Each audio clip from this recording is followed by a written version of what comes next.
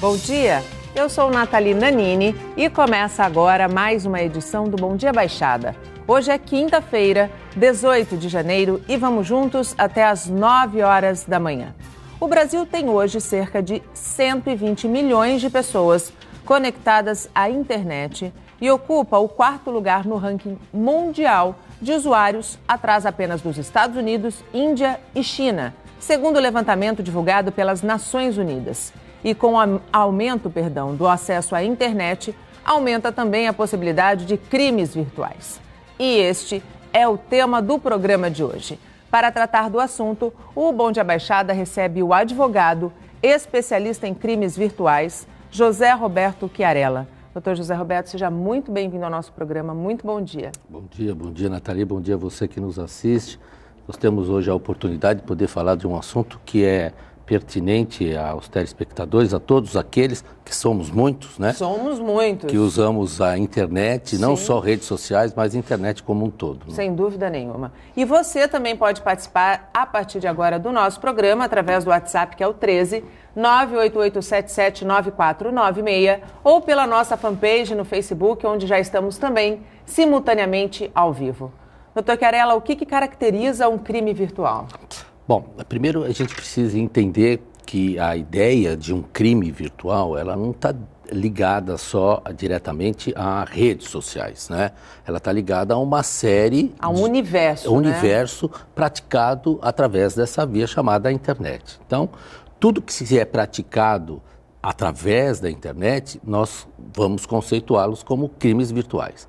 E analogicamente, existem regras, regramentos, não só o Marco Civil da Internet que já trata disso, o Código Penal, o Código Civil, que vai enquadrando esses delitos, dependendo do quadro de cada caso, em cada regramento. Quer dizer que, assim, o Código, além do Marco Civil da Internet, que foi um ganho, nós vamos falar um pouquinho sobre ele daqui a pouquinho, as outras leis que já existem também podem ser aplicadas. Não, elas são aplicadas. Então, o que acontece? Os crimes, eles são crimes desde as instituições dos seus códigos, em 1916 penal e assim por diante. Código Civil, o que tem acontecido é o seguinte, é a forma como são praticados. Sim. Continuam sendo praticados como sempre foram e hoje são praticados através deste meio. E aí há um enquadramento dentro do próprio regramento. Não é que não exista uma regra para isso, existe sim. Né, regra específica e regra que se trata de analogia quando esses crimes são cometidos e dependendo do crime, qual aí busca-se a autoria e a materialidade do crime para aplicar a pena. Doutor, o Marco Civil da Internet, ele atende ao universo que hoje a gente vive quando a gente pensa em internet, ambiente virtual, crimes virtuais? O Marco Civil da Internet, ele é uma lei que ele estabeleceu, eles costumam dizer que é a constituição da internet, que é aquilo que se criou, aí cria lá uma série de coisas, não nas questões criminais, simplesmente de delitos ocorridos por essa via, mas como usuários, não é?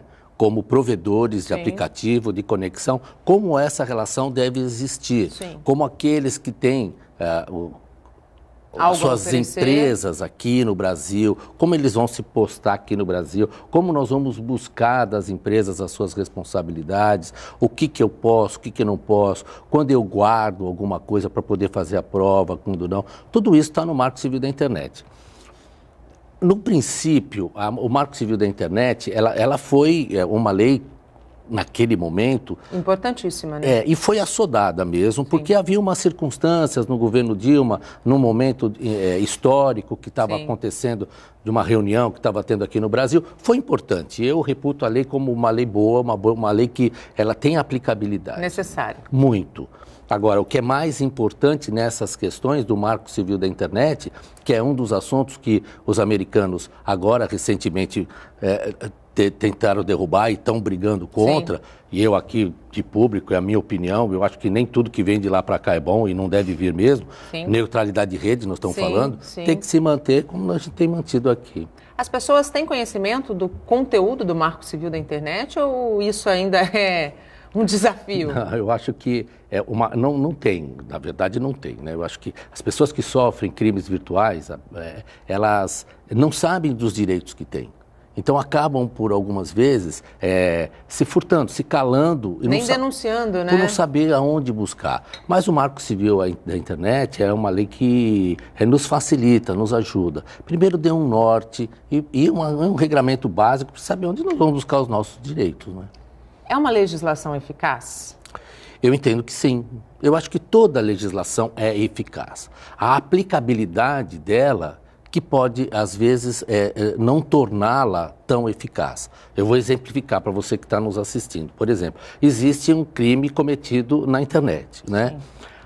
Se ele é identificado ou identificável, aí nós vamos buscar autoria. Sem autoria não há como punir. Sim, aí não há como ressarcir, não há como pedir a reparação de danos, todas essas coisas. Então, quais são os cuidados? O que falta, na verdade, é para o usuário uma educação digital um pouquinho maior. Sim. Saber como que ele consegue se precaver, o que ele consegue guardar para dar à autoridade policial, no trabalho investigativo, condições de chegar à aplicabilidade da lei. Caso contrário, vai parecer que a lei é ineficaz, mas a lei não é ineficaz. Ineficaz foi a forma como se conseguiu reunir, exatamente. Segundo dados da Norton, que é uma provedora de soluções de segurança cibernética, 42 milhões de brasileiros em 2016 foram vítimas de crimes virtuais. Por que esse número é tão alto, doutor? Então, eu acho interessante esses números, né? Os números estatísticos são importantes. Nós vamos lidar com números para poder buscar metas e mudanças, etc. e tal. Nós temos um universo enorme, somos o quarto. Então, obviamente, quanto mais gente usando tem, mais possibilidade tem. Agora, eu acho muito interessante porque todo mundo tem um smartphone na mão, não é? Sim. E aí o que acontece? O despreparo para utilizá-lo que começa a correr isso. Primeiro porque quando existem vantagens em demasia, e aí por outro lado, claro que o crime nunca pode ser, vamos falar, o crime, ele realmente, vamos minimizar os efeitos. Não, crime é crime. Mas aquele que está percebendo que a vantagem é muito grande, é óbvio que tem que se precaver. Desconfiar, né? Total. E curiosidade, né? Desconfiar. Porque tudo que cai na telinha lá, vai lá e clica. Não pode, tem que entender, né? Por exemplo, um dos crimes comuns, né, que a gente vê e que acaba engordando esse número, né, é comprar pela internet algo que você sabe que não custa aquele preço. Então você está a um passo de ser uma vítima. De ser empurrado ao abismo. Sim. E olha para trás e consente. Não, empurra aí que eu vou mesmo. Então, por quê? Porque está barato, não é? E nesses casos, a lei, por exemplo, e quando a gente começa a falar de e-commerce, né? E hoje esses sites, eles estão em um número cada vez maior. Hoje está uma febre no Brasil de procurar sites internacionais para compras de produtos, né? Quando uma pessoa tem essa ideia, vou entrar num site, por exemplo, AliExpress, né? Vou exemplificar. Que cuidados a pessoa deve ter ao comprar um produto num site internacional? Bom, primeira coisa que nós temos, o Código de Defesa do Consumidor no Brasil teve um decreto que incluiu ao Código de Defesa do Consumidor a compra pela internet chamado e-commerce. Então, lá tem as suas regras, precisa ter sede aqui. Então, vamos supor que eu esteja comprando fora do país em algum site. Eu preciso primeiro me certificar, né, da qualidade e da veracidade daqueles dados, porque você pode cair numa página fake, numa mentira, numa falsa página de venda. Então, você vai lá colocar o seu dinheiro, o seu cartão de crédito e não vai receber absolutamente nada e correr riscos maiores. Existem sistemas dentro desse mercado, né, que eu acho que é um mercado promissor, que deve continuar. Eu sou super favorável pela facilidade que nos dá. É muito fácil, né? É muito bom, inclusive, né? É muito prático. Agora, aqui, então, para acrescentar ainda, voltando, por exemplo, aqui no Brasil ainda, eu tenho direito a me arrepender simplesmente por me arrepender. Então, eu devolvo. Sim. Claro que o frete é uma outra questão que fica de lado, que são contratados de forma separada, mas eu tenho essa condição. Então, deu a nós aqui uma grande segurança, por entender que aquilo que eu estou vendo não é aquilo que caracteriza Sim. quando chega nas minhas mãos. Sim. Mas, voltando à forma segura disso, existem meios de pagamento onde você só disponibiliza o crédito quando recebido. Sim. Então, todas essas formas, isso precisa ser pesquisado. Eu acho interessante o seguinte, quando você vai num shopping center comprar alguma coisa, você passeia e pesquisa. Exato. Aqui, ela tem que acontecer da mesma forma. A única coisa diferente é que você não vai poder, muitas vezes, experimentar o produto que nem você faz quando você está num shopping center. Aí a lei te dá o direito de desistir e de devolver. Agora, ele vai comprar lá na China porque é baratinho, ele vai correr o risco de não ter como devolver, não é? E aí é o risco.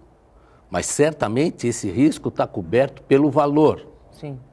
Então, todos esses caminhos, existem lá softwares que dão para nós segurança daquilo que tem que ser comprado, não é? E da onde se... Eu já comprei, por exemplo, fora do país, recebi sem problema, e o produto era realmente fiel. Aquilo que e o preço estava na bom. descrição. E o preço bom.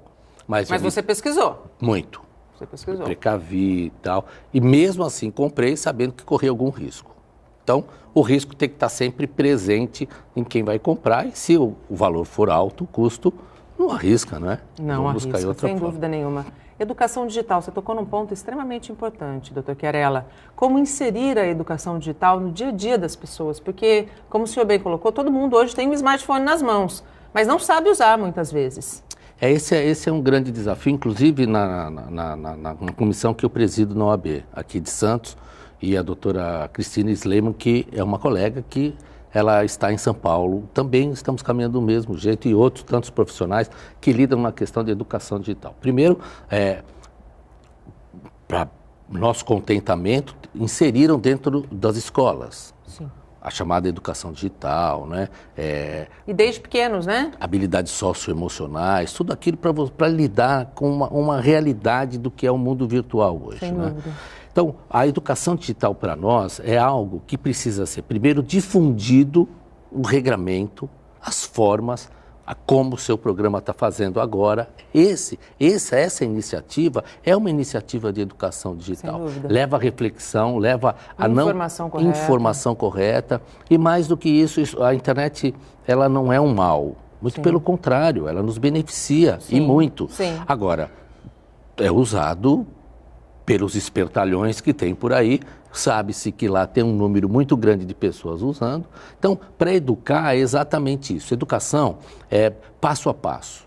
À medida, aí as coisas vão melhorando. Quando você, por exemplo, que caiu num crime virtual, denuncia, vai lá, porque aí nós vamos começar a ficar sabendo, vamos ter esses números, quais são as práticas que estão acontecendo, vamos difundir como você se precaver a não cair nestas e outras novas, e assim vai. O crime, ele vai evoluindo tanto quanto as regras, Sim. não é? Basta ver aquele grande ataque cibernético que teve, né, e que afetou dados do mundo inteiro, e que foi desenvolvido por hackers extremamente... Os criminosos são criativos, né? Bem criativos. São criativos. E nós vamos buscando, a lei vai sempre atrás do delito, não é? O delito acontece, nós vamos indo. Então, hoje está normatizado, tem regra, há uma falsa ideia, aquele que comete o crime pela internet, de que fica difícil a sua identificação. Era isso que eu ia perguntar para o senhor. Existe essa fantasia de que quem pratica o crime não vai ser encontrado. Isso é mentira, né? Claro, há uma dificuldade, sem dúvida nenhuma, não vamos dizer que não há dificuldade. Há em algumas vezes, uma dificuldade maior de chegar por determinados crimes que acontecem, bem tecnicamente falando aqui, bem rápido para vocês poderem atender, fora de uma linha convencional de buscas da internet, há uma linha mais profunda, que não é a Deep Web, porque a Deep Web ela pode ser usada, ela ajuda lá na dificuldade de identificação, que é através do Internet Protocol, que é o IP, criptografado e tal. Como você recebe ali no seu WhatsApp e diz que todas as mensagens são criptografadas. Isso. Então, é isso. Cria uma certa dificuldade, mas quando o ofendido guarda esses dados, nós temos condição de chegar neles. Quando não guarda, a gente busca um caminho de rastreamento para chegar à autoria. A tecnologia nesse sentido já está bem avançada também. Sim, está avançada. O que nós não temos aqui é espalhado em todas as cidades do estado, por exemplo, delegacias especializadas. Sim. Falta, né? Falta, mas temos. Nós temos em São Paulo, temos a 4ª DIG em São Paulo, que é uma delegacia especializada em crime virtual. Então, e ele vai poder orientar, você vai poder chegar lá, é super bem atendido, bem diferentemente do que às vezes a gente consegue ver quando não consegue dar a você aquilo que precisa por falta de aparato tecnológico também. Sim. Porque para investigar um crime desse, é dessa forma. Quais são os principais crimes, os mais comuns cometidos na internet? A gente pode fazer um ranking, doutor Perella? O que a gente conceitua de crimes mais comuns lá na internet? Né? Quando a gente fala na internet, a gente fala não só nas redes sociais, né? Que é nesse sítio de rede social. Vamos lá falar no WhatsApp, no Facebook, a calúnia, a injúria, a difamação, e há um crime também cometido que é a vingança sexual, que são aquelas fotos que se disponibiliza sem o consentimento, por pura vingança mesmo. Todos esses crimes nesse sítio. Mas a gente não pode esquecer que existem outros sítios de internet que nós usamos, que são as transações bancárias, as compras da internet, como nós falamos. Todos esses são conceituados como crimes de internet. Então, os mais comuns que nós... ainda trata-se da calúnia, da injúria e da difamação. Outros crimes muito mais aperfeiçoados, né, se nós podemos dizer assim, são crimes de sequestro de dados, por exemplo, são crimes mais complexos, que se pede resgate em moeda criptografada, uma série dessas coisas que têm acontecido, né? E eu aqui ouso dizer que os crimes virtuais, o que estão acontecendo agora, neste momento, são muito maiores do que os comuns que nós temos visto. Os crimes físicos. Na urbanidade das questões vamos dizer assim, os crimes físicos. Isso. Existe um perfil das principais vítimas? É mais homem, é mais mulher? A gente pode dizer é mais jovem? Estatisticamente, há um enquadramento, quando se trata em vingança sexual, a mulher, indiscutivelmente. Ela é sempre a vítima. Nesses casos, qual é a lei dentro do nosso Código Criminal, no Código Civil, que também é aplicada? Então, o Código Penal, ele vai aplicar a regra de acordo com o delito, né? Se for calúnia, se for injúria, se for difamação, se for por obscenidade, tudo isso é previsto lá. Então, por exemplo, o Marco Civil da Internet, ele diz que para que eu retire algum conteúdo de lá, eu tenho que judicializar. Okay. Porque o que impera para nós é a liberdade de expressão e a livre manifestação do pensamento. Eu penso assim também, né? Essa judicialização, só que o Estado tem que proporcionar ao cidadão... Sim.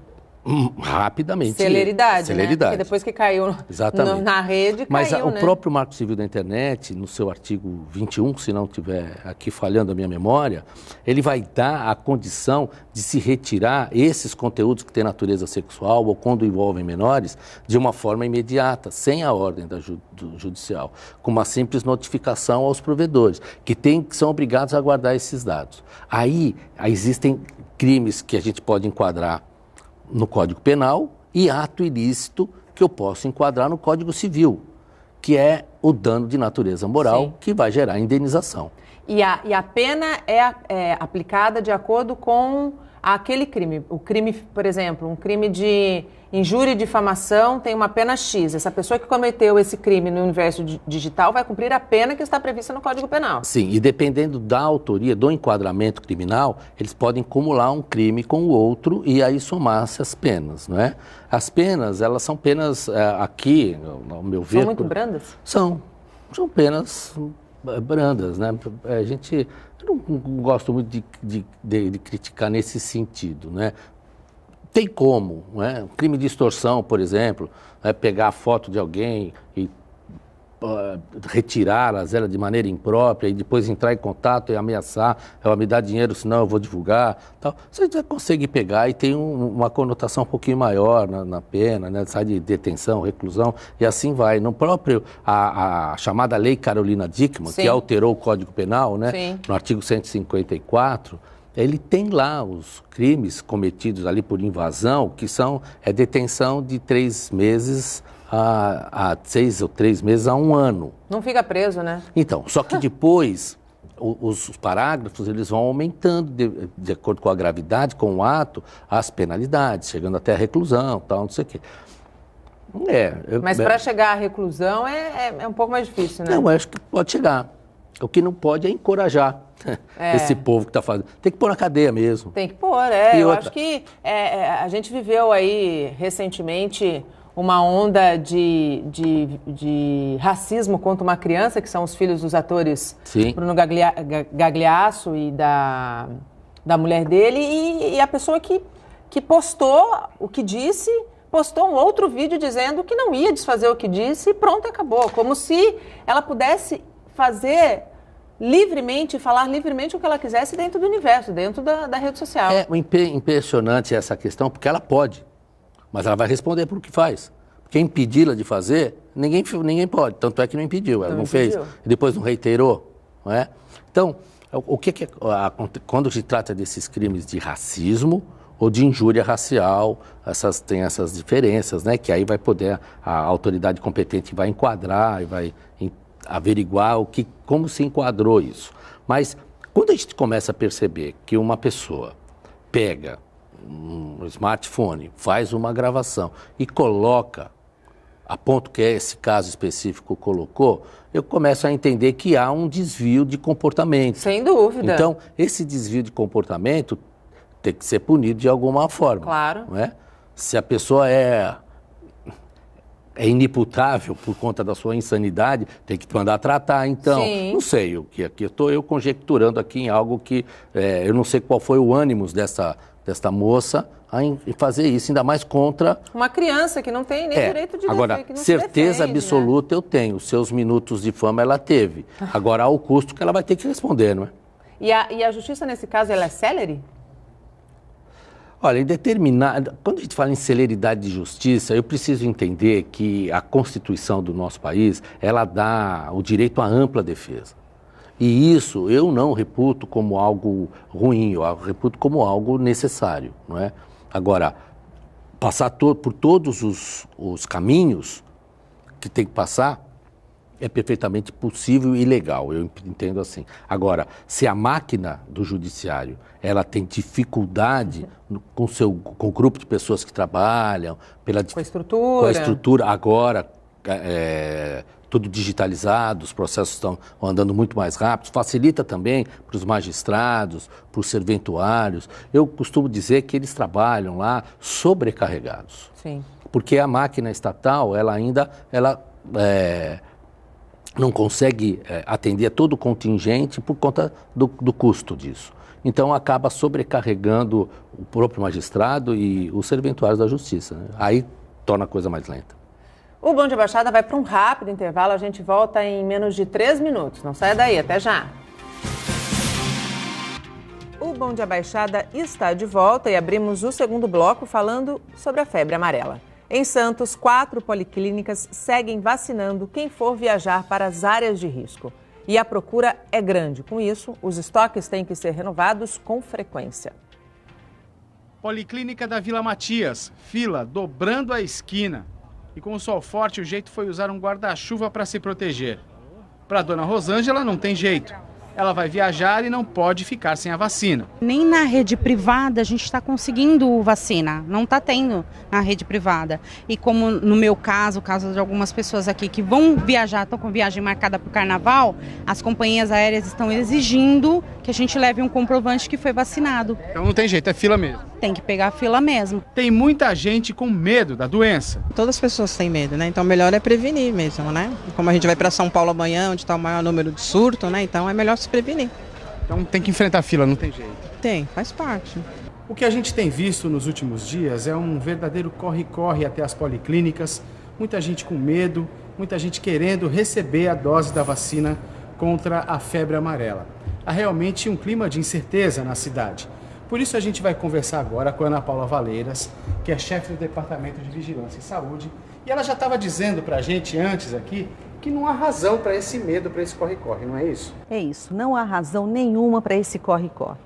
O vírus da febre amarela não existe no nosso município, na Baixada. O que o governo do estado fez foi adiantar a vacina, né, a campanha de vacinação, que vai de 29 de janeiro a 17 de fevereiro, com 2 dias no dia 3 de fevereiro, no dia 17. Significa que aos sábados nós teremos policlínicas, 22 policlínicas, dando a vacinação tranquilamente para a população. Não há necessidade dessas filas, desse corre-corre, porque a vacina que nós temos de rotina nas unidades são vacinas para as pessoas que vão viajar para as áreas que exista a doença da febre amarela. Não vai haver falta de vacina na campanha. Agora, se as pessoas começarem a procurar as unidades como estão procurando, amanhã a gente já vai ficar sem vacina para qualquer pessoa que for viajar. E isso vai ser um problema muito sério, porque o Estado não vai nos repassar vacina tão rapidamente assim como a gente precisa. E a chefe do Departamento de Vigilância e Saúde de Santos também falou sobre quem não pode tomar a vacina. Preste atenção. São para gestantes, crianças menores de 6 meses, pessoas que fazem tratamento para câncer ou que têm alguma doença que abaixa a imunidade, então como o lúpus, por exemplo, o HIV também. Então essas pessoas não deverão tomar a vacina. E as pessoas que já tomaram vacina há anos atrás não precisam repetir a dose. Uma vez tomada a vacina, é para o resto da vida.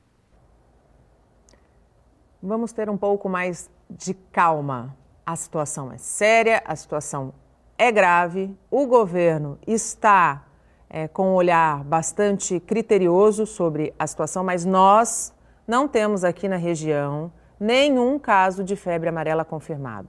A partir do dia 29 de fevereiro, todas as policlínicas de Santos vão disponibilizar a vacina. Então, como bem disse a chefe de Vigilância em Saúde de Santos, vamos ter um pouquinho de paciência para que quem de fato precisa e quem de fato vai viajar para as áreas de risco não corra o risco de ficar sem a imunização. O governo, inclusive, analisa uma nova antecipação da campanha. O assunto será hoje debatido em conjunto com o Ministério da Saúde.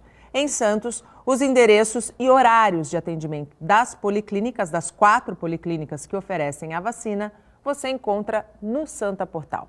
E voltamos com o nosso convidado. Hoje recebemos o advogado, especialista em crimes virtuais, José Roberto Chiarella. Você pode interagir com o nosso convidado através do WhatsApp, que é o 13 988779496, ou também pela nossa fanpage, onde a gente está simultaneamente ao vivo.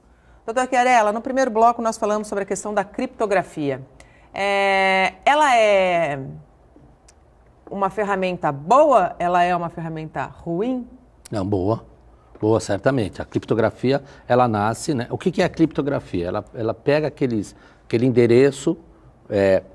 Imagine o seguinte, nós estamos aqui num caminhozinho para mandar uma mensagem, ele se separa todo e volta-se num bloco no destino que eu mando. A criptografia, ela vai misturando essas ideias para não identificar e só identificar através de um código-chave com aquele, emissor, com aquele que vai receber, receptor. Que é o receptor. Então, aí é assim que isso que é a criptografia, né? E a criptografia, não só nesse sentido de mandar mensagens, mas de operações. Sim. Que nos dão segurança. Então, é bom. É bom em todos os sentidos. Né? Foi um avanço. É, sempre. Na verdade, a criptografia já vinha há muito tempo. Quando a gente fala da Deep Web, sim. A Deep Web é um lugar criptografado que nos favorece. Sim. Sempre, né? Sim. E outra, a história dela foi feita em tempo de guerra, para se falar sem que se detecte, tal. Todas essas questões. Mas para nós aqui, para você que está nos assistindo, a criptografia é importante, dá a você segurança. Agora, não é porque as mensagens são criptografadas que você não vai receber mensagem através de um código malicioso, sim. Ou de um e-mail que tente buscar os seus dados, né? Isso acontece e é através dessa forma que você acaba entrando numa dessas arapucas e abrindo o seu computador ou seu smartphone para que possa ser invadido. Tem, inclusive, muita gente, é habitual as pessoas abrirem seus e-mails e terem, por exemplo, destinatários como bancos, como Receita Federal, como Polícia Federal, com um link, e aí a pessoa vai, clica nesse link. A orientação é não abrir nada que não seja de conhecimento profundo, que você conheça o destinatário, né, doutor Chiarella? Primeiro a gente tem que entender um negócio que vocês já ouviram falar, que é um tal de spam. Isso é algo que você recebe sem que você pediu, tá certo? Então, Não abra. Se você já não pediu, não abra. Não abra. Então, às vezes, você é levado exatamente por esse motivo, pela curiosidade que o ser humano tem de entender, o banco mandou. Não abra, não abra. Na dúvida, não faça. Essa é a regra geral. Houve dúvida, não faça. Vá primeiro entender o que é, se precaver, né? Nós todos aqui, por exemplo,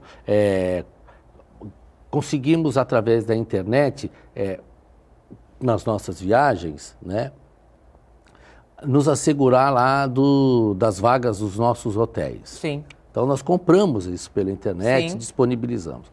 Aí, em seguida isso, acabamos recebendo e-mails de outros, e aonde a gente clica e disponibiliza alguma coisa. É risco, não pode. Tome você a atitude. Então, vá à internet, pesquise. Quando entrar, entre você Sim. lá no site oficial do estabelecimento, do hotel, do resort, sei lá onde você vai, e dali para frente começa um diálogo diferente, entendeu? Aí ele lhe dá as garantias. Eu uso a internet, confesso a você que sou extremamente precavido, né? Até agora não caí em nenhum, mas eu corro risco. Claro, todo mundo que acessa Não é? corre. Por isso que a gente acha que aquele que é altamente despreparado que vai cair no risco. Não. Não. Mas você, quando está vivenciando todos esses casos, você deixa passar muita coisa por lá sem clicar, sem fazer absolutamente nada e vai instruindo, né? Dentro de casa vai instruindo. Ó, isso aqui deleta, aquilo lá deleta. E não abre. Não abre. E outra, né? Nós precisamos ter sempre um técnico especializado ajudando nas nossas máquinas, instalando um antivírus bom. O antivírus é importante. Não é uma bobagem, do tipo, eu não vou instalar o antivírus porque não precisa. Não, ó, eu posso tratar aqui um exemplo muito simplista, né? É você estar doente e não tomar remédio. Então, o seu computador já está doente. Você tem que colocar nele lá vacinas que não permitam que sejam contaminados e que causem prejuízos de grande monta, que não é de pequena, não. Cyberbullying. O bullying é um assunto que é amplamente discutido já há alguns anos e com o advento da internet, o cyberbullying veio à tona. O que caracteriza o cyberbullying e como a pessoa vítima desse crime pode fazer a denúncia? Bom, primeiro a gente precisa falar da Lei 13.185 de 2015, que foi instituída no governo Dilma, uma das poucas boas coisas que aquele governo fez, foi o que é essa lei? Ela instituiu um programa contra o bullying e o cyberbullying, que no conceito legal é intimidação sistemática. Então, para que ocorra a caracterização de um bullying, qual a diferença do bullying e do cyberbullying? O bullying cometido no nosso dia a dia, fisicamente. Físico. Isso. E o cyberbullying pela internet. No ambiente virtual. No ambiente virtual, Então, essa sistemática, quando vai se provocando situações de forma sistemática. Intimidar. E intimidar pode ser escrito, pode ser uma foto, pode ser divulgando um apelido. Intimidar. É isso. Ou ridicularizar. Ridicularizar, exatamente. E isso é passivo. Se for menor de idade, né, e houver algum delito de uma forma muito mais grave e conceitual, ele vai cometer um ato infracional. O menor não comete um crime. Só que na questão âmbito civil, os pais vão responder. Vão responder por isso. Por isso que um dos grandes cuidados que tem que ter com os pais dentro de casa, né, é essa questão do controle parental. Existem até softwares que ajudam na gente no controle parental com os nossos filhos, né? O que pode, o que não pode. Você sabe, Nathalie, que tem uma questão que eu queria até que o nosso telespectador também encaminhasse com o pensamento, né? Essa ideia muito tênue da linha do que é invasão da privacidade de alguém com aquilo que...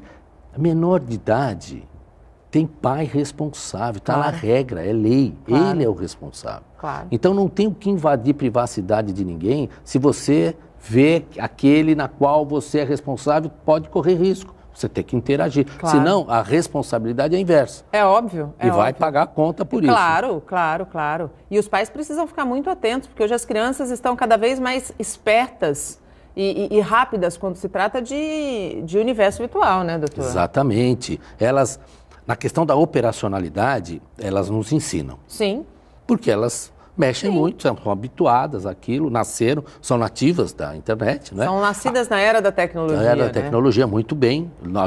A minha geração, por exemplo, é a única geração que a gente pode dizer que conheceu os dois lados. Exato. E vai poder caminhar com isso. Exato. Agora, o que é importante para eles é educar no sentido de como usar. Sim.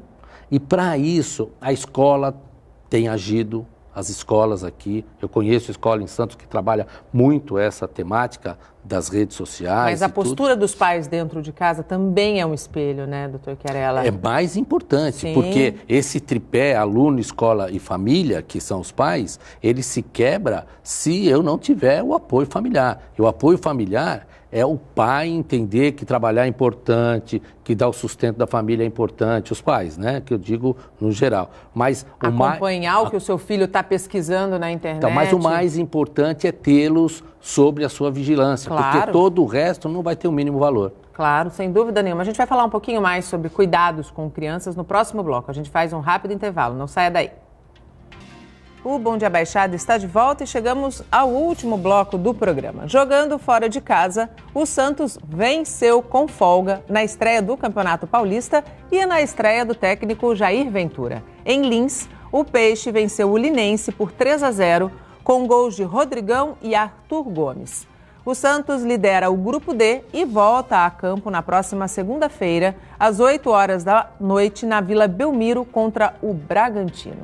E agora a gente vai falar da situação de uma área de Santos que já foi considerada nobre. Para revitalizar a região, a Câmara do Comércio Varejista pede mais investimento. Rua 15 de Novembro, Centro Histórico de Santos. Aqui já foi um centro financeiro, movimentado, mas hoje a quantidade de lojas fechadas revela um triste cenário. O comércio já não é o mesmo. Até um dos cafés mais tradicionais do centro encerrou as atividades, depois de 106 anos. Em outras ruas a gente vê a mesma coisa. Na Amador Bueno, por exemplo, mais portas fechadas. A crise econômica, a falta de investimentos e projetos de revitalização levaram a região a esse momento ruim. É o que diz o coordenador da Câmara do Comércio Varejista. Falta incentivo. Mas a gente também precisa do poder público ajudar, porque quando você vê a sede da Receita sair do centro, ir para o Canal 1, isso é descentralizar, não é centralizar. Eu acho que os órgãos públicos também têm que fazer a sua parte de deixar as coisas no centro e o comércio vem fazendo a sua parte. O momento não é dos melhores, projetos ainda não saíram do papel. Em meio a essa situação desfavorável, a gente encontra exemplos de comerciantes que apostam num futuro melhor. Essa loja aqui, por exemplo, uma loja de bolsas, foi aberta recentemente, faz só 5 meses. Paulo Latrova é comerciante há 44 anos. Ele diz que a nova loja vai indo bem e a cada mochila que ele vende aumenta a vontade de fazer um futuro melhor. Eu sou otimista, eu acho que o centro tem futuro. Agora, o comerciante precisa se adequar ao novo momento, tá certo? E o que é o comércio? O comércio é sempre o mesmo. Bom atendimento, produtos com preço, variedade, oferta sempre. É isso que o público precisa. Para a Câmara do Comércio Varejista, 2 grandes projetos poderiam ajudar na recuperação do centro. Mas ainda são só projetos. Nós estamos há décadas aguardando a revitalização do centro. Já foi dada aquela concessão dos 8 armazéns do Cais para que aquilo se torne um polo turístico, como tem em Belém do Pará, como tem na Argentina, Porto Madeiro e o Porto de Belém. Aqui o Mergulhão também com a perimetral, que até hoje também não saiu do papel. Todas essas obras ajudariam em muito a revitalizar. A região central ela é linda e guarda uma história riquíssima da cidade de Santos. É sim necessário que o poder público faça a sua parte e que o morador de Santos também faça, porque não basta apenas revitalizar se a gente não conseguir levar a população até aquela região, voltar a trazer a população, viver o comércio, né? Eu acho que é uma conjuntura entre poder público e também a população de Santos. E por que não dizer a iniciativa privada? Eu quero crer que aqueles armazéns do Valongo ainda se tornem, como bem disse o presidente da Câmara de Comércio Varejista, um lugar onde as pessoas possam visitar, possam sentar com suas famílias e possa ser mais um ponto turístico da cidade de Santos. A Prefeitura informou que a Secretaria de Desenvolvimento Urbano realiza estudos para o desenvolvimento da região central histórica de Santos. Vamos torcer para que esses estudos se tornem prática. E voltamos com o nosso tema central, crimes na web. Participa do Bom Dia Baixada de hoje o advogado especialista em crimes virtuais, José Roberto Chiarella. Você pode interagir com o nosso convidado através do telefone, que é o nosso WhatsApp, que é o 13 98877 9496, ou pela nossa fanpage no Facebook. Doutor Chiarella, quando uma pessoa ela é vítima de crime virtual e quer denunciar, o que ela deve fazer? Qual é o caminho correto? Bom, a primeira coisa que ela tem que fazer, e você que está nos assistindo, preste bem atenção nisso, é guardar os dados que facilitam a busca da autoria, né? Então, o que são guardar esses dados? É printar, para copiar, guardar, congelar aquela imagem. Tem lá no campo do seu computador a parte lá de cima, que a gente chama URL, que esse é um dado extremamente importante. Quando é o WhatsApp, você consegue também printar aquilo, guardar aquilo, mais fácil de identificação, porque você sabe de onde está vindo a mensagem, né? E ali você guarda aquilo e aquilo se reúne como prova. Quando você conseguiu fazer isso e guardou, você faz uma ata notarial no cartório de notas, vai lá. Por que é importante esse passo da ata notarial? Porque os cartórios têm fé pública, dão ali a veracidade do ato e aquilo como prova contundente de materialização. Aí sim eu continuo depois com o processo investigativo, é o primeiro passo. E se dirigir a uma delegacia de polícia especializada, não é? Para que tome logo essas providências e procurar um advogado da escolha e da confiança. E especialista em crimes virtuais, né?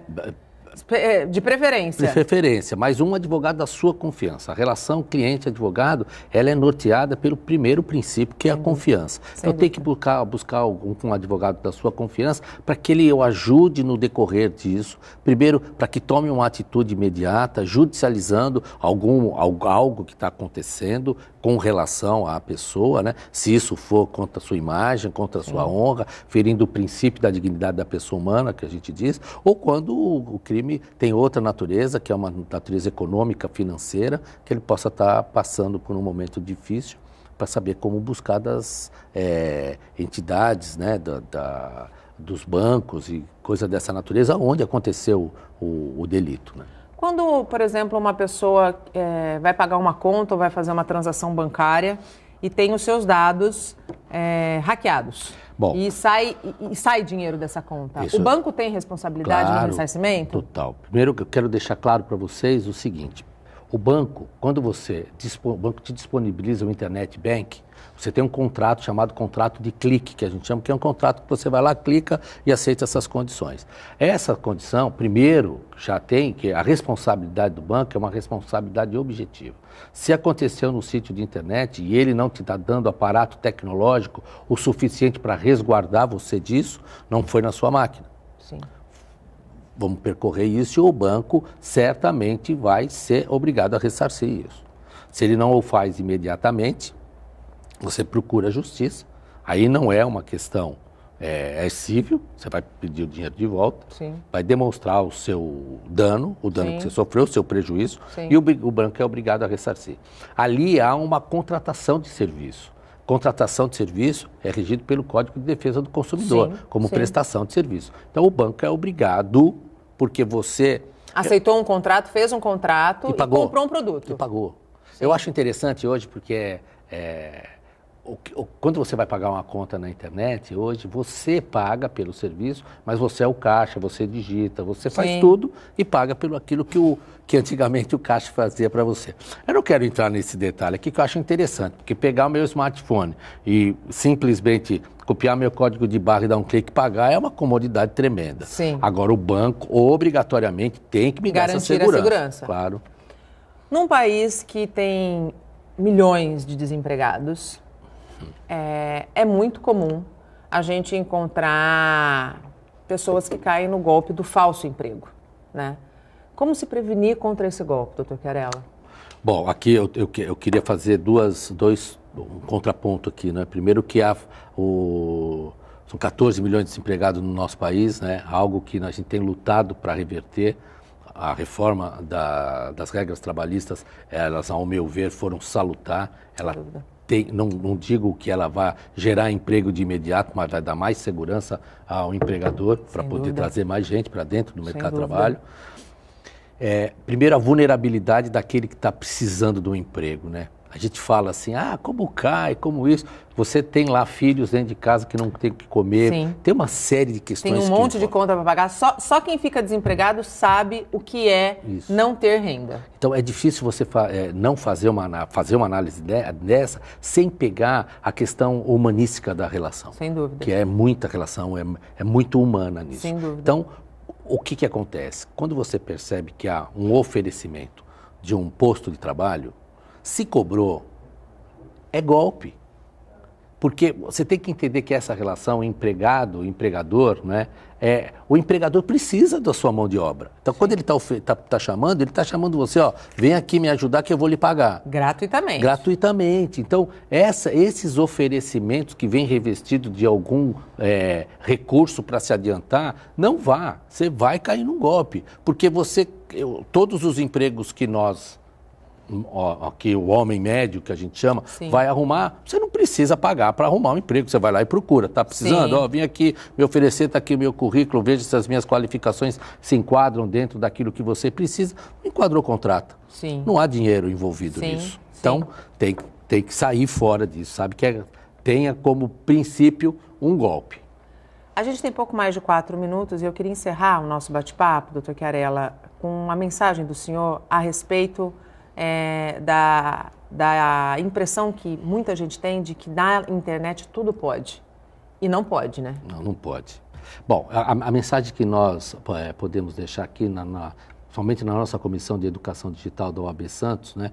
Primeiro quanto a OAB Santos está envolvida com a comunidade a ponto de dar a vocês esclarecimento. Nós estamos lá de portas abertas para tirar qualquer dúvida com relações a essas questões, várias comissões que podem auxiliar o cidadão santista, o munícipe aqui de Santos. E você que se utiliza da internet, sempre com educação. E quando a gente fala educação no âmbito geral, né? Com calma, ficar sempre se precavendo, lendo, desconfiando daquilo sempre e tomar muito cuidado com aquilo que você opina, com aquilo que você escreve, com as adjetivações daquilo que você coloca no seu texto e não compartilhe aquilo que mesmo que você entenda ou concorde, mas acha que possa ser de forma muito contundente, não compartilhe. O compartilhamento significa eu também escrevo da mesma forma. E isso também concordo. Concordo e faria como você está fazendo. Esse é o sentido do compartilhamento, né? É quando você compartilha uma mensagem, por exemplo, de esperança, você está dizendo, olha, eu também tenho esperança, quero compartilhar com você. E quando você compartilha uma mensagem de ódio, você está dizendo, eu também tenho ira, também tenho ódio e quero que você continue odiando. Então, muito cuidado nesse sentido. E hoje o tribunal tem entendido que quem compartilha também é responsável. É como se fosse um cúmplice. E aos pais, atenção, né, doutor, ao acesso dos seus filhos. Você que tem filho, não proíba, porque proibir não é o caminho. Mas sente do lado, verifique, pegue a senha do telefone, pegue a senha do computador e veja lá o que estão fazendo. E na questão da gamificação, limite, né? Para não ficar tanto tempo. Sem dúvida. O Bom Dia Baixada fica por aqui. Você pode ficar bem informado sobre tudo o que acontece na região e no mundo acessando o Santa Portal. Não esqueça de curtir nossa fanpage no Facebook e nossa página no Instagram e no Twitter. Eu volto amanhã, às 8 horas da manhã. Tchau!